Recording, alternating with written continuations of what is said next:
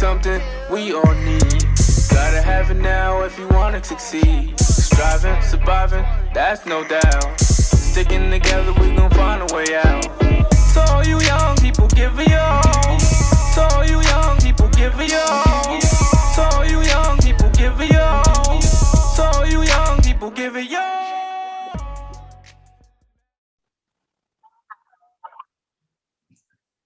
Good evening, the back community, bringing all communities knowledge. As always, thank you for being engaged and staying involved. Tonight we have another highlighted guest from the Albany community, who I believe is now in the Charlotte community. Yeah. Okay, all right. Well, ladies and gentlemen, tonight's guest on the back community is going to be Mr. Terrence McLeod himself. T, I really want to thank you for giving me the opportunity to interview you tonight, and thank you for trusting me to tell your story. So I look forward to having you and diving into your story tonight, bro.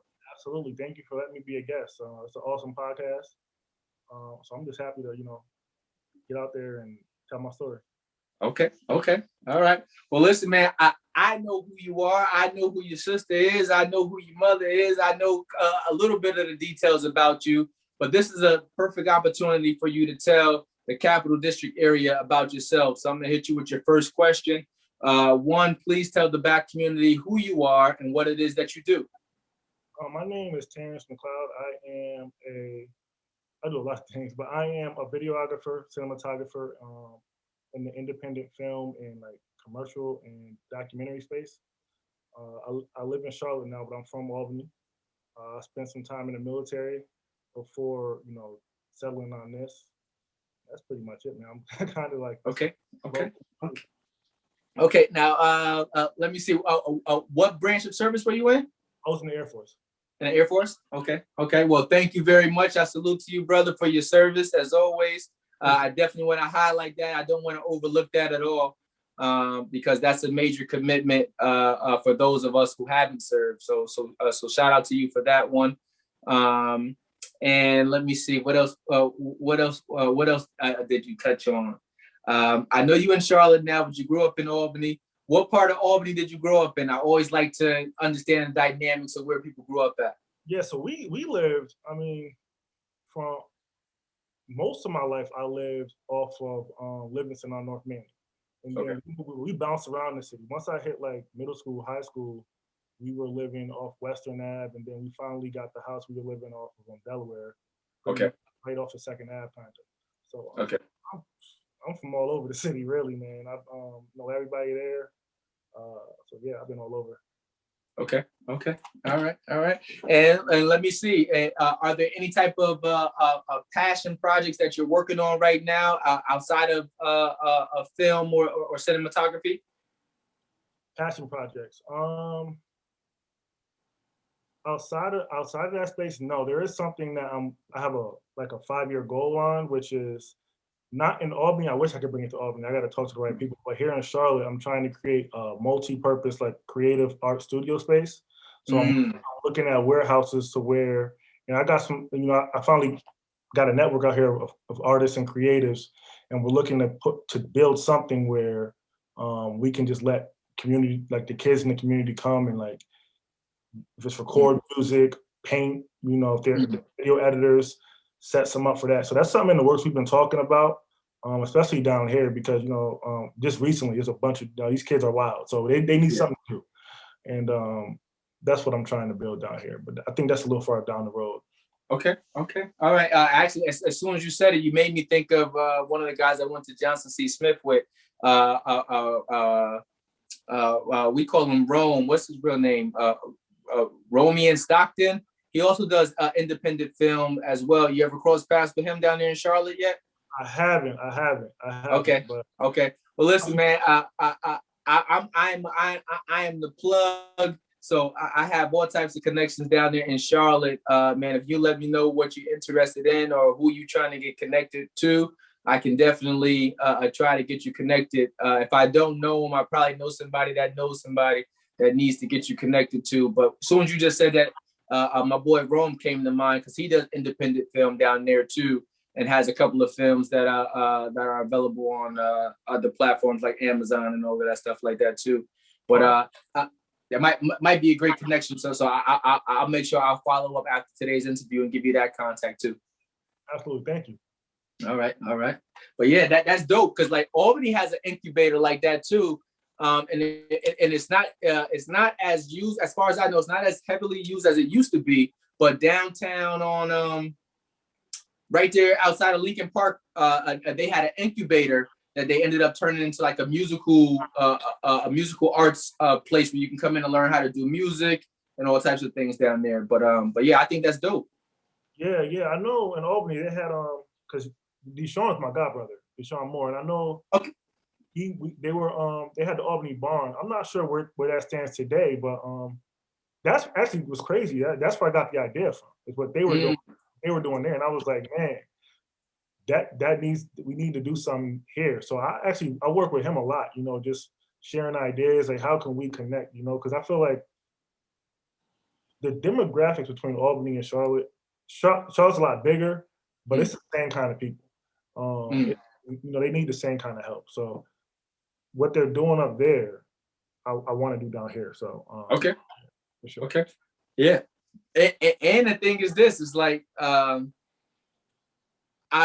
shit you not, is in my mind, it's probably like 25% of the population from Albany live in Charlotte right now. Anywho, so when you say they're doing the same things, I think that you're absolutely right because one, it is a bigger city, but it also has a lot more resources, a lot more space.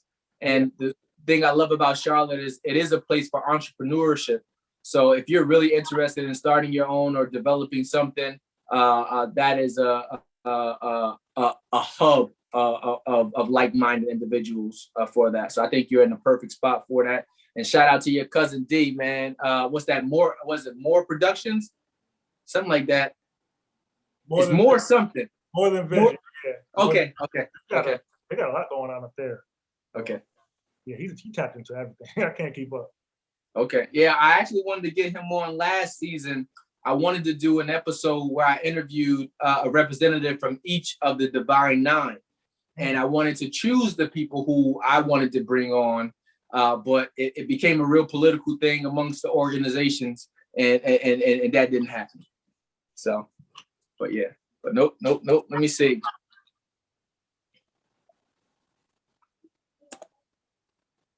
All right. Actually, here's your official question. I'm going to start you off with this. How did you get into cinematography or videography? How did you choose your career? And is that something that you've always imagined for yourself? It wasn't, not as a career. I was doing it for fun. You know, when we were little, my mother had this video camera. Yeah, I think we took on vacation once, and I would just pick it up and I would just shoot. It was my friend skateboarding or something. So I was always, it was like a fun hobby to get away from things though. It was never work. It wasn't until college where I went to college and I was a political science major because I wanted to be a lawyer. And I just stumbled into the mass communication field. And I was like, I actually like this. Like I've been doing it, but I never seen it as a career. I didn't, you know, after like at school they had the television studio and all that. And I was like, oh, this is cool. I could actually do this. So from there, you know, I just went and bought my first like DSLR camera, and it just took off from there. I just shoot what I was shooting, and I fell in love with it. But even up until I want to say 3-4 years ago, it wasn't work. It was still fun. You know, I always had a job, like it was the military or a job. I was always had something for money, and this was more, let's go out, hang out with friends and shoot something. It was never work. It wasn't until I want to say really the pandemic hit where it was like, all right, this is something that, you know, people, there's no time for you not to live and do your passion. And that's when I was like, all right, let's take it seriously. So that's what happened. Okay. Yeah. Listen, I'm with you wholeheartedly. Be like, you know, even when I was running model, now doing back, these are all passion projects outside of work. Like I give my bread and butter from work every day. And, you know, but I can go out and extend myself to do the things that I'm passionate about without any additional pressure. You know, and it's not tied to anything. So you can go ahead and speak to who you want to. You can present what it is that you want to present, and you can build what it is that you want to build, while still making sure that home is secure because you got your income coming in from somewhere else. But yeah, man, shout out to you for taking that leap of faith, because that's a huge leap of faith, to invest into yourself and to invest into your profession for that. How has it been being in film, being in a cinematography? How's it been for you? It's ebbs and flows. It's like any business, man. I think a lot of people think that it's just pick up a camera and go shoot, but most of the time it's Zoom interviews, it's spreadsheets, it's figuring out. Sorry, it's a fly. Figuring out just numbers. You know, how many shoots do I have to do this month to survive, to put food on the table and make sure that people right. You know, but I will say that the film industry as a whole, it's going through a lot of changes, man. So, like just today, there's a possibility of a strike for the union. I'm not a union member, but as a person who wants to be in the union, I think it's important to stay up on things like that. And if there's young videographers running around who want to shoot movies, it's important to keep up with that, because you know you do this as a passion, you do this for work, and you want to make sure you're making a living wage and working on. And people don't understand that these big productions that are out there, there's people who don't make enough to go home and feed themselves. So it's definitely important to stay up on that, and I definitely stay up on that. But as far as doing the work, I love it. Okay. It's tough. It's a lot of work. Hours is crazy, and I wish we made more money. So hopefully, the union they understand that the union give them what we want. Yeah. So we can continue to make the content that everybody loves to watch. So. Well, okay. Yeah, I think that your skills speak for itself, because whenever you see the work of a person who's truly into their craft, you can see it, and it's just like. But I've always heard the rumors of how hard it is to get people to pay you what you weigh. And I mean, it's like hey, you know what, T? I want you to come out and shoot this for me. I want you to do this for me, but it might be 3 years. I'm gonna piece you for $600. I'm gonna piece you $40. Or be like, no, you know what I mean. So that's one of the gripes that I hear from other individuals who are who do similar things to you, is that having to track people down for them to pay for your services is a bit too much. Yeah, it's tough. I mean, when you starting out, you gotta it's a weird industry, right? Because you can go to school for it, but that doesn't guarantee you a job, or that you kind of gotta get on the ground floor. You gotta hustle.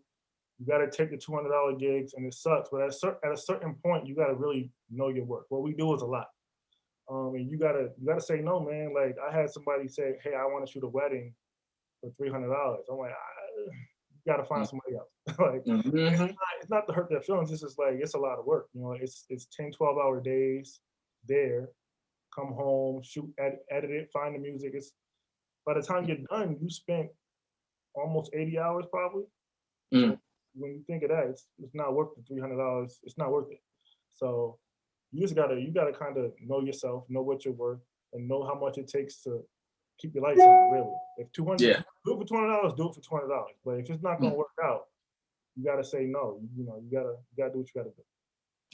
Okay. Yeah, man. I agree with you wholeheartedly.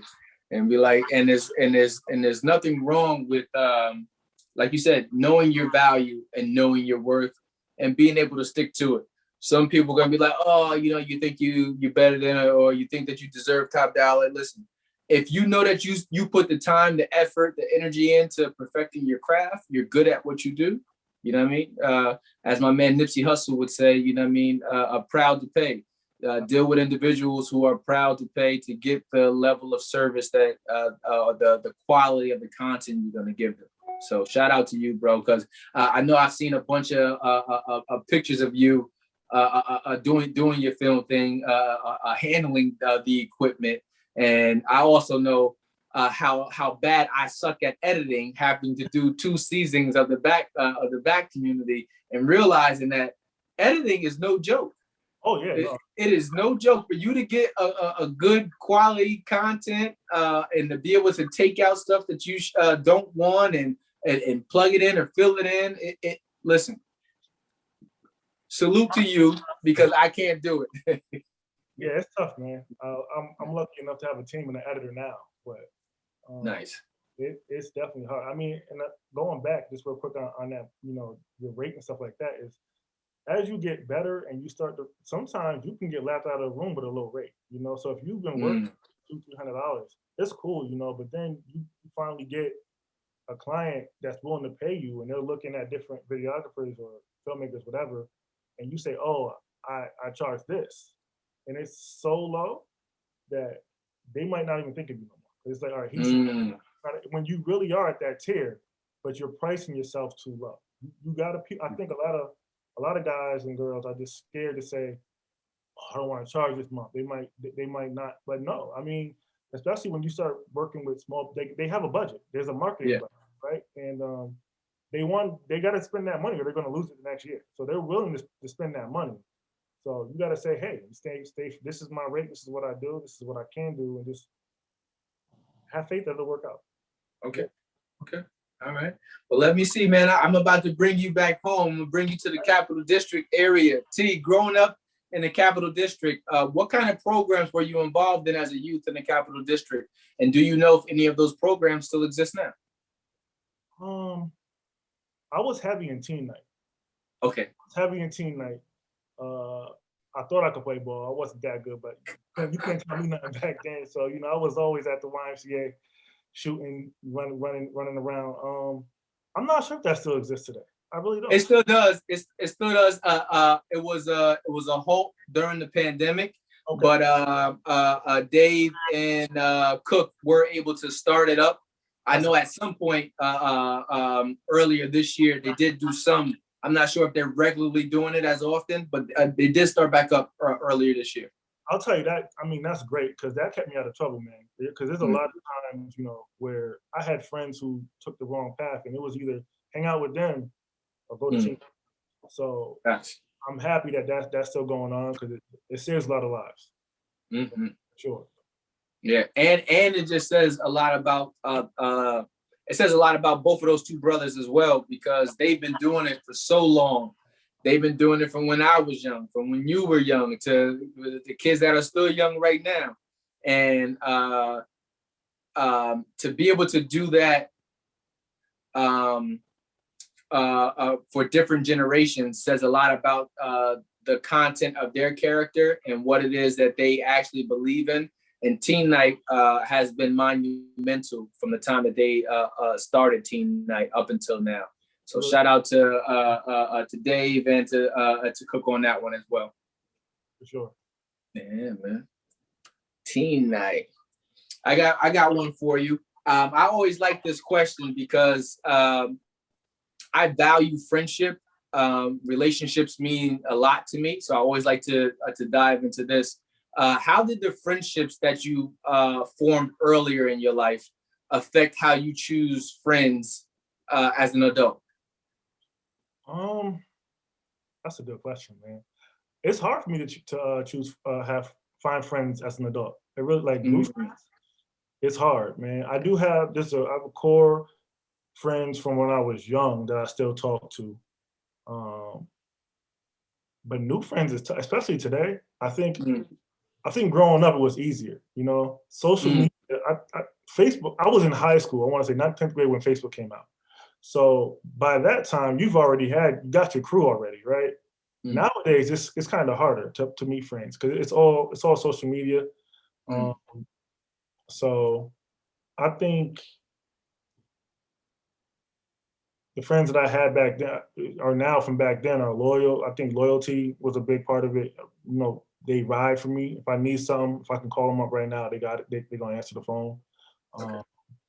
So I just think that since I had them and I knew that it's easier for me to stay in that pocket instead of looking elsewhere and trying to make new friends. Okay. I'm about to blame Drake. Damn it! It was Drake. It was that song. No new friends. Nobody wanted to get new friends. Listen, ever since I heard it, the song is dope. But I've always said listen, ain't nothing wrong with getting new friends, man. And especially you've been able to travel through the service. You've been able to relocate yourself. And, you know, there's some dope people out here in the world waiting to be your friend. And I think you're right. I think social media has changed the landscape in regards to how we meet people. But I also think that it's I think it's a large opportunity to be able to connect with so many more people than we previously could. Because when I was younger, it was just like, yo, if my friend moved, if their family moved to Atlanta, I'd never seen them again. You know, one, because I wasn't, I don't even think we had long distance at the time, but if we did, I definitely wasn't going to be able to make a long distance call. My mother was going to kill me. So, you know, now you got all of these free apps that you can communicate with for free. You got WhatsApp, you got Zoom, you got you got Skype, you got all of these different things you can use for free. Facebook Messenger, Instagram, and it's just like there's so many ways to stay connected. So there's positives and negatives, I think. Definitely easier to stay connected. And I will say, I guess it's crazy. So I have a lot of friends, right? Some newer, but I guess it's more social media friends. Like, okay, they're all over the world, so it's hard. Like, it's not let's go to the bar. Okay, not really. It's more laughing at something you posted on Facebook or whatever, or Instagram or something like that. But so I feel like hanging out with friends locally is hard. Okay. I think the quality of our friendships may have changed, because some people might see a Facebook like or a comment and be like, oh, you know, that's my friend, but we might just be buddies online. You know what I mean? So I think you're right on that. I think the quality of the friendships have changed. But you know, I have this thing about me. It's like it was the saying, come as friends, leave as family. So it's like, you know, I always try to find good vibes and good people. And if I find that, I'm gonna keep you. You know what I mean? I'm gonna keep you. I'm gonna add you on to my cohort of friends, and we're gonna keep adding on. If I find you got a bad vibe, I'm also gonna boot you. Be like, you know, ain't no room for that over here. So right. Yeah, man. Let me see.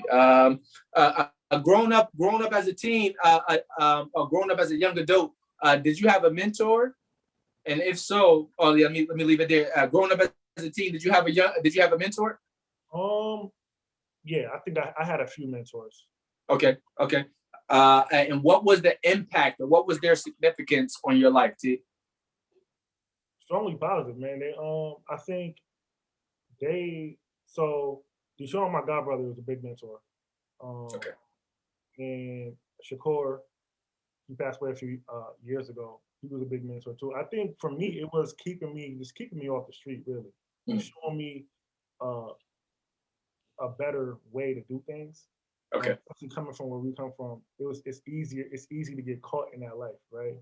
That uptown downtown life, and there was a point, there was a catalyst event that could have led me there, and Sean recognized it and seen it, and put a stop to it quick. And I think spending my weekends at RPI with him and seeing the college life and all that really got me out of it quickly.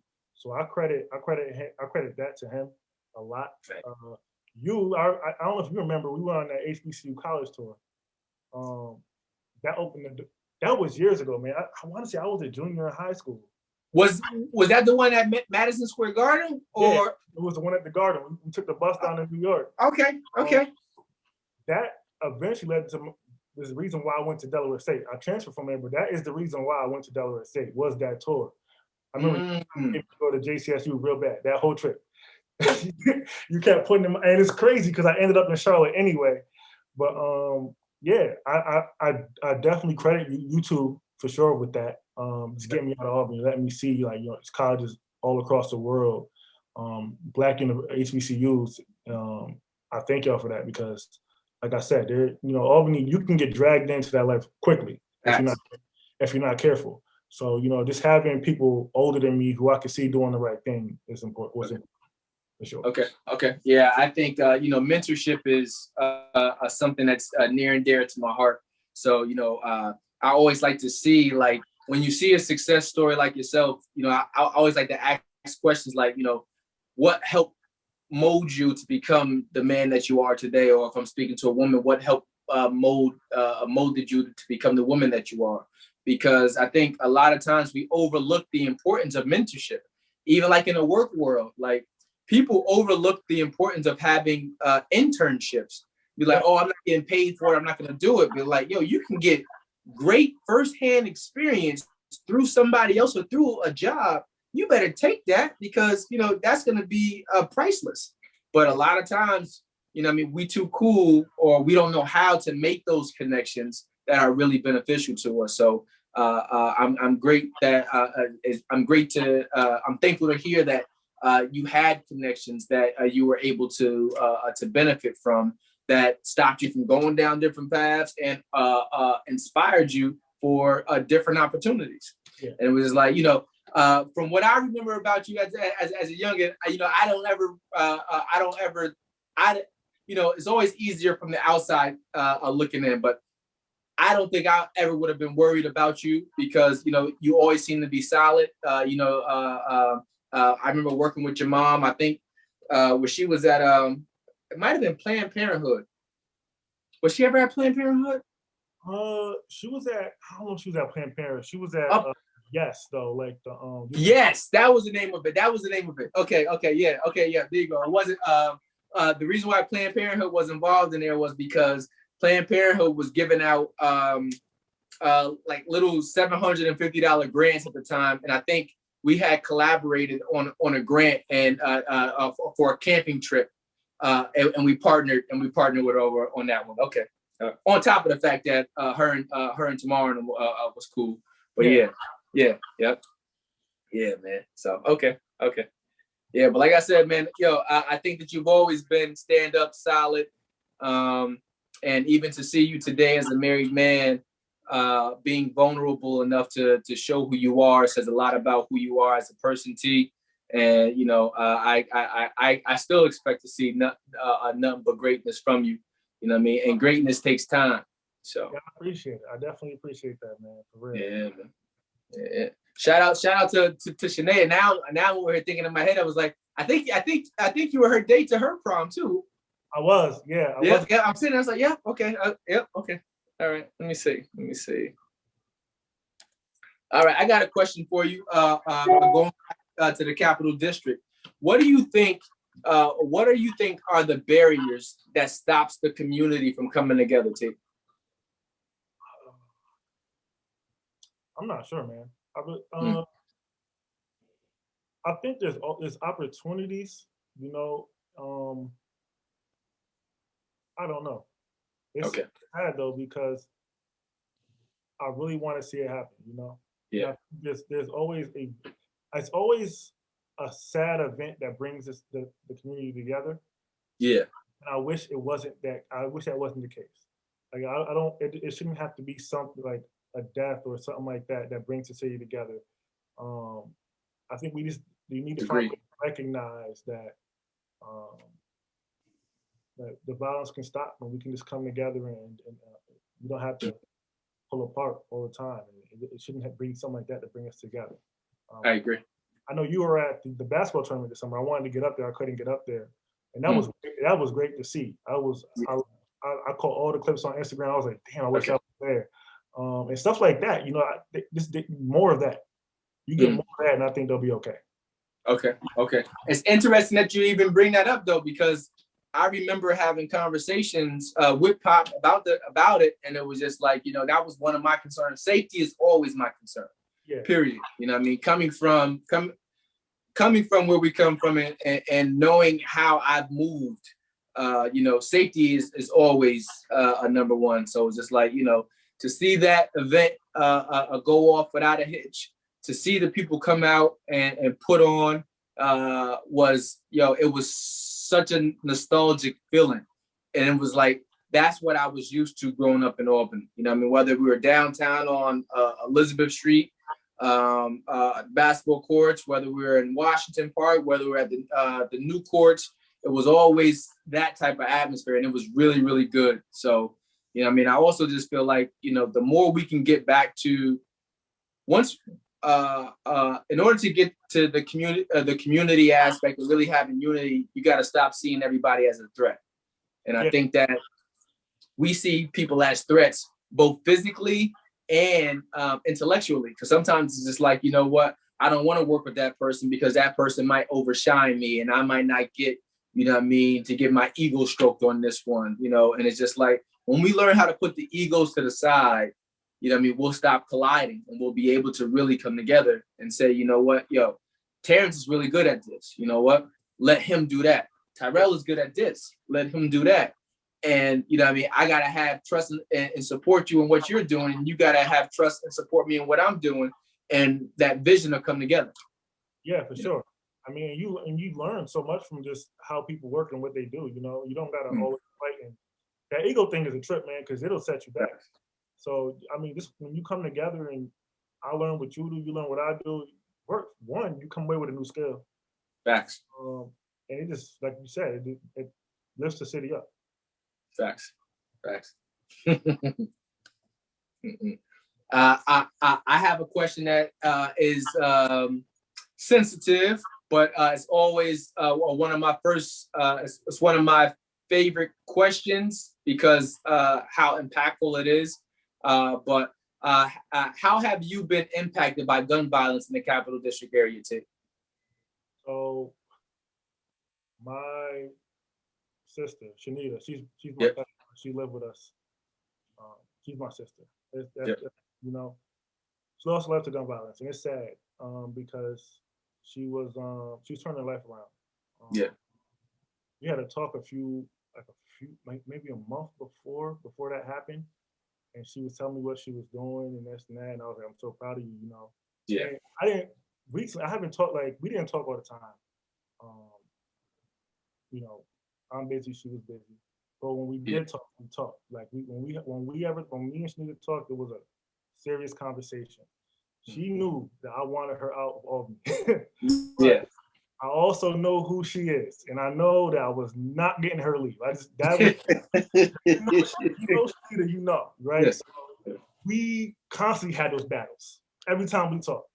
But I knew that the city loves her, and I knew she loved her, right? And for me, that was enough to know that, okay, she's gonna be okay. Yeah. If anybody in the city, you know, that's gonna be okay, it would have been her. It would have been her. It would have been me. So that shocked me. That rocked me to my core, man. Because I was like, I think that is when, outside the family part about it, right? She was Albany. You know what I mean? So for me, it was like, if that could happen to her, this city has a problem.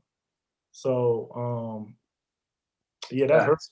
It still hurts, you know. I think about it all the time.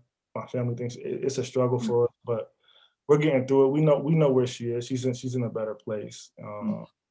I reach out to her kids all the time. I talk to DJ and, you know, and them all the time. But yeah, it's something. We had such a vibrant spirit. And what's crazy is that I didn't even know that I first met her at your house. So she ended up telling me this later through Shanaija or whatever. It's like, yeah, I met you there. I was like, man, I don't remember it at all. But yeah, what was that? That was a top of the year. That's how I at that point, you know, I ended up finding out you guys' relationship with Malka and all of that stuff, because Malka was supposed to be on last season as well earlier this year, and then that happened. So I told her I'll move her in to a later slot for that too. But when you said that, T, I think like I felt it. You said like if anybody would have been safe, you know what I mean, it would have been her. And I really felt that way because like gun violence has been a problem in the city for a long time. Yeah.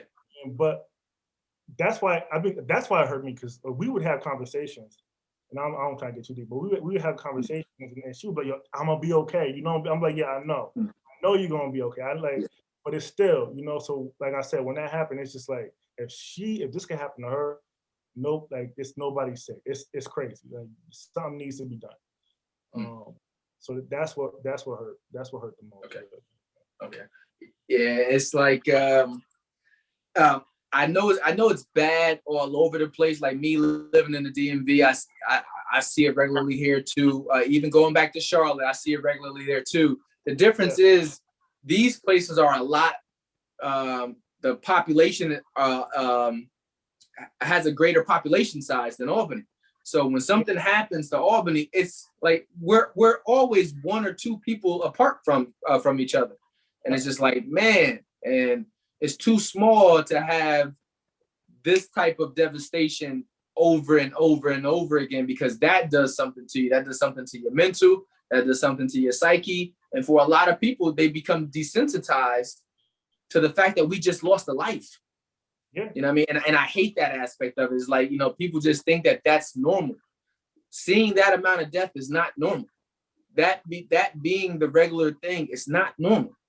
It's not. It's not. It's not normal. And I don't know what needs. I don't know what needs to be done, man. But I wish I had the answer to fix it. I really do. Yeah. I'm with you. Yeah. Yeah, I'm with you. I'm with you. Let me see. I got one for you. If you could help prevent a young person from making a mistake, what would it be and why? What would you try to steer another young person away from, and why? There's so many things. Looking, I mean,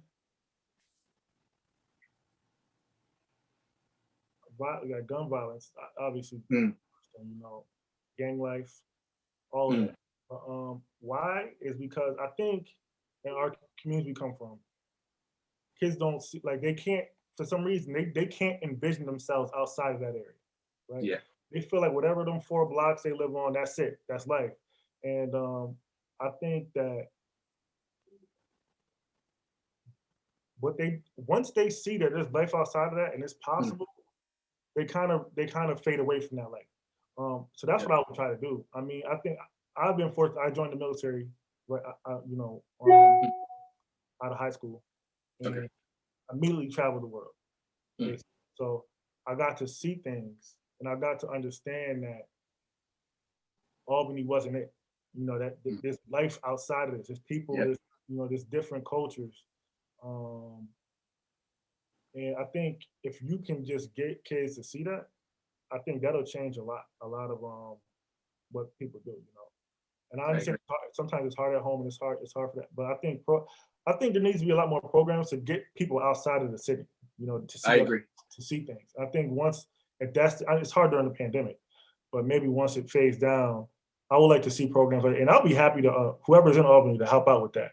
Get them wherever they need to get to, because that's the big thing.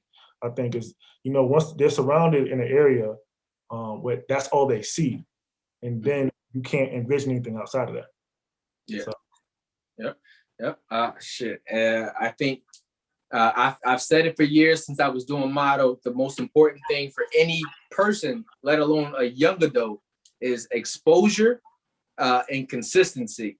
Yeah. It was like, if we can open up their mind, you said it. I mean, once you expose somebody to something, or you take them outside to see something different, now that light bulb is sparked, it's on, and it's like, oh, you know what I mean? It's like, you getting a chance to get outside to travel. You know what I mean? It's like, I can have a life outside of here and still come back here and be good. You know what I mean? Yeah. Speaking of which, I'm staying on traveling. This is off topic. What has been your favorite place that you've traveled to thus far, and why? I love traveling, so I'm asking you. I'm off script right now. Yeah, I went to Mexico. I think Mexico. But honestly, my favorite place is in the country. It's San Francisco. It's so dope, man. I love it there. Like if I could afford it, which I can't, right? That's where I would live, man. I love San. Like there's so many different cultures within that city. It's crazy. I love San Francisco, definitely. Yeah, Frisco is nice, as they like to call it. Frisco is nice. Yeah, I have been there. So another dope spot. Because if you like San Francisco, some people might kill me for saying this, but Seattle and San Francisco almost put me in like the same type of feeling, for me at least. Yeah, I've heard that. I haven't been to Seattle yet. Definitely Okay. want to there. But yeah, for sure. Okay. There and Atlanta, but that's regular now. I'm there. Okay. So, Okay. Yeah. Okay. All right. How has traveling changed your worldview? How has traveling impacted your life? Big, man. I love to see different places. I think I love meeting people, and it's crazy the stories you hear, and this how things is so different. Funny story. I went to Delaware State. I did a 1 year there before I had to transfer, and being from New York, it's a totally like the DMV is totally different. Like I remember going to my first party, and it was that DC go-go music, and I had no idea. So imagine from upstate New York, you have never, every party I went to, never heard this music. So I had no idea. Like I was like, what is this? But you learn about it, and now I love it. I love it. Yep. Music I jam to just on the I'm editing. And it's like just stuff like that. When you go somewhere and you get a whole different vibe, and it's like, oh, this is hot down here.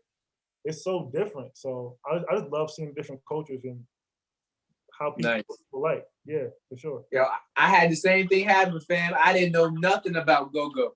I'm just like I'm like you, like what is this?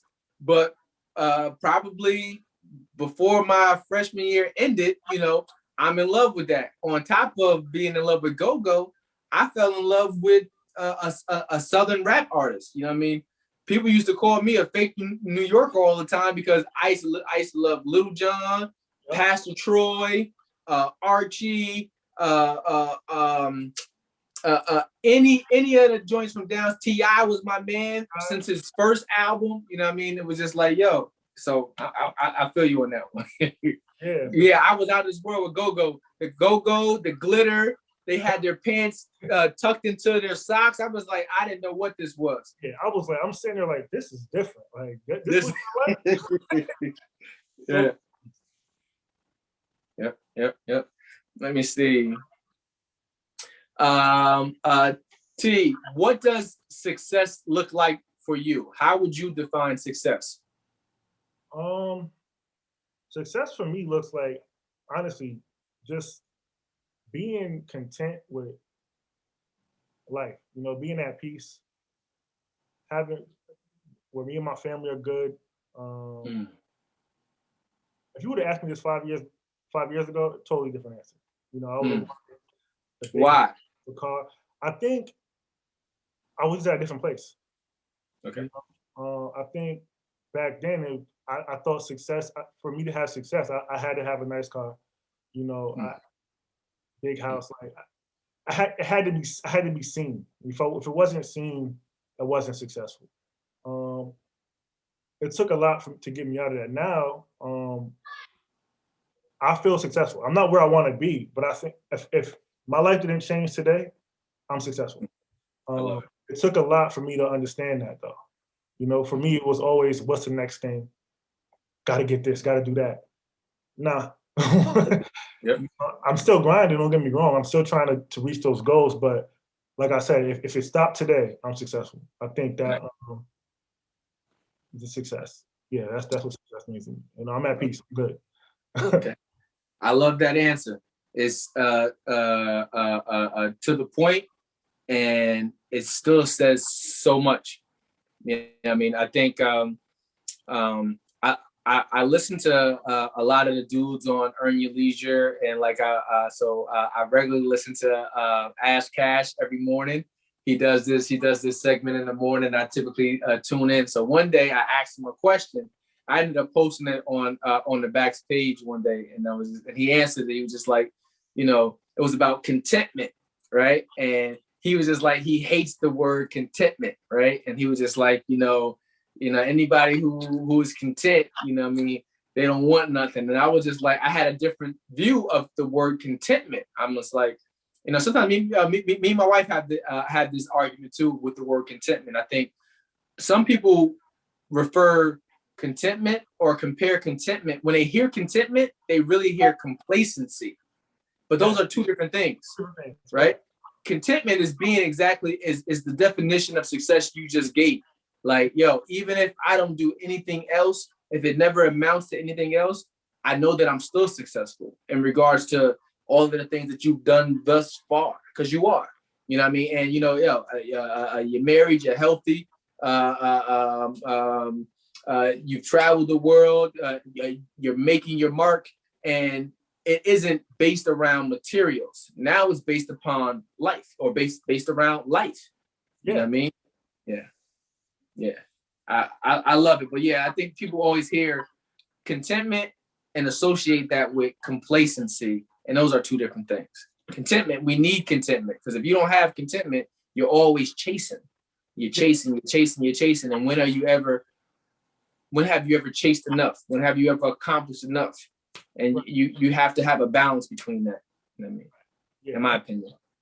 You definitely have to have a balance, but I think I don't know if chasing is the word, but you still should be trying to achieve something, right? Yes. But I think you have to take a moment to appreciate what you've achieved while you're doing, you know what I'm saying? Like, you could run up that mountain, but if you don't take a second to look and see how far you've come, you're not appreciating nothing. You know, it's the journey along the way, I think, that people forget to appreciate, you know. Okay. For sure. Okay. I like that. Let me see, man. I got a couple more questions for you, and I'm gonna let you go. I know you're a busy man. How do you maintain a healthy work-life balance? I don't. It's crazy because I like to say I have two full-time jobs, because I actually still have a job in cinematography. So I'm working 100 hours a week because my full-time job requires 40, but this requires like 80. You know. Gotcha. So my wife had to tell me to turn it off sometimes. She's like, "You're working too much, man. You're doing too much." And I am. So I think trying to go out, have some fun every once in a while, Netflix and chill, you know, relaxing, all that type of stuff. You kind of gotta fit it in, because if you don't, you'll go crazy. I definitely need to work more on my work-life balance. Especially, I'm trying to grow. So I'm trying to grow my own business, though, right? So I'm trying to do so much that my mind is there all the time, and I always forget that, hey, you gotta chill, you know. So yeah, that's I'm actually looking forward. I need to hear what other people how other people handle that, because I need help with that. I ain't gonna lie, that's tough. It's tough. Okay, it's interesting that you say your wife has to pull you back sometimes, because I always feel like that's my part to play with my wife. My wife is has large goals, and she's always aspiring for more. And like I said, I always have to tell her, it's like, we have accomplished so much already. You know what I mean? And even in therapy, like, our therapists will say the same thing too. It's like, you guys have accomplished a lot. And through therapy was really, really helpful for us to hone in on the fact that, we really have accomplished so much. But like you said, be able to enjoy the journey along the way, because none of it's guaranteed. So, we have partners. We have partners for a reason, because there's some things that you're skilled at that she's not, and then there's some things that she's skilled at that you're not. But when we're drawing from the energy and the strengths of our partners, we always come out better. She's made me better because she's made me aspire for more. Yeah. You know what I mean? At the same time, where it's just like, now I'm just like saying, hey, I'm telling her, find that level of contentment, whatever it looks like for her too, though. You know what I mean? For sure. Definitely. Yeah. Let me see. All right, this is my second to last question. I got one more after this for you. Okay. Thinking of your younger self, Terrence, what is something you would tell the younger version of Terrence McLeod? What is something you wish someone had told the younger Terrence McLeod? Um, This is always a tricky one. I got you talking in third person. Go ahead. yeah, what I would have told my younger self, I think I would have told my younger self, um, to have fun, Mm. not to worry so much, enjoy being a kid, um, because we were out in situations where my family, we try hard to but when you live in a single family house, a single mother, Yeah. 4 kids, sometimes you gotta man up, grow up. And I think I would have told myself to slow down. You know what I Okay. mean? Enjoy being a kid, because adulthood comes hard and fast. So yeah. Okay. I respect that. I respect that. I respect that. Yeah. Okay. Okay. All right. And let me see. Here's my final question for you for tonight, T. What is your favorite place to visit in Albany and why? Oh man. My favorite place to visit. Oh man, I'm trying to think what's still around. Because when I go home now, I'm just in the house chilling with family. Mm. All It right. doesn't have to be current. You know what's crazy? I haven't found like Roy's. I go home and I always get Roy's. I always get, because I just haven't found that great, like, that food here in Charlotte. So like every time I'm home, I gotta go to Roy's. That's it, really. I mean, other than that, I'm in the house. So yeah, that's it, really. Okay. Yeah, it was always like a war. It was always a war right there between Kenneth's and Roy's.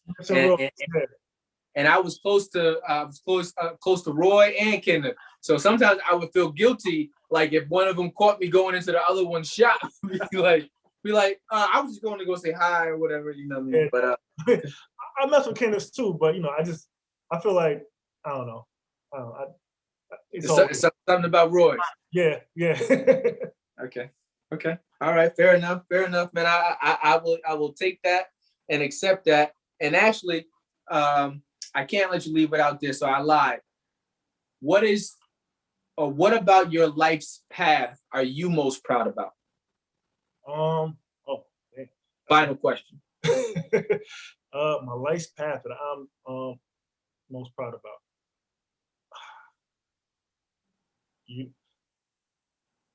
The experiences, I guess, and what I had to do to get where I'm at. Like, growing up how we grew up, figuring out how to stay out the street. There's one thing that can set you back. You can make a wrong turn, right? Then I went to college, partied too hard, had to join the military because I was on academic probation, wasn't going to finish. So I had to figure out another route. So I think for me, what about my path is always, there's something that happened where I had to make a choice to do something different. And I think those choices have ultimately put me where I am today. And if I decided to do something different, who knows what could have happened. So yeah, I just think it was the thing, like the little bumps that made me make a decision, and live with that decision and do it. I think that's to answer your question.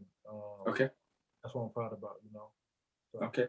Okay. All right. So it sounds like through all of the obstacles that were thrown at you, it helped you to make the decision, or the decisions that you made, which ultimately led you to where you are right now. Yeah, for sure. Yeah. Okay. Yeah. Okay. If I didn't party too hard, I'd be a lawyer or facts. Who I don't know if I would like that, but so joining the military, seeing the world, just things that happen, push me on one way or the other. So, okay. Yeah. Okay. All right. I will accept that, man. I will accept that, and ultimately we all have a purpose, and God has a purpose for each of us, in my opinion. Absolutely. I'm just saying that. You know what I mean? So the things that we experience happen for a reason, and a lot of times it's not even for us.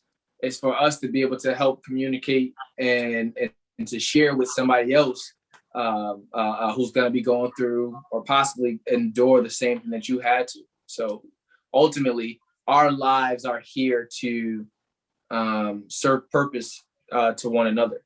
Yeah. It's just whether or not if we got the ears, the eyes, and the heart to listen. So yeah. Well, listen. The back community. We have Brother Terrence McLeod on with us tonight. T, I thank you for opening up, for being vulnerable enough to share your story with me. As always, you're in my favorite place. You're my favorite city. Like you said, San Francisco is your favorite spot. Charlotte is my favorite city, hands down. That's my close second. I love it here. I'm glad I made a decision. I probably should listen to you and went to JCSU. But hey, you got me here regardless. Yeah. Good. Well, listen, man. I wish the best to you and your wife.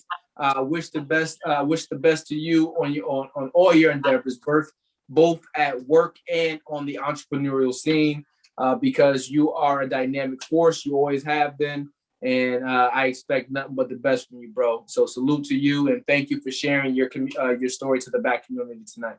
Oh, definitely. I thank you. Keep doing what you're doing. I love this. It's a great platform. There's a lot of good people that come out of that area, and we should support each other and grow. So I love it. Thank you.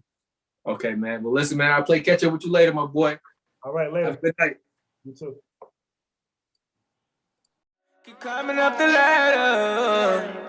Black lives matter. They matter. So all you young people, give me all. So all you young people, give me all. So all you young people, give me all. So all you young people, give me all. Matter. Black lives matter. They matter. Black lives matter.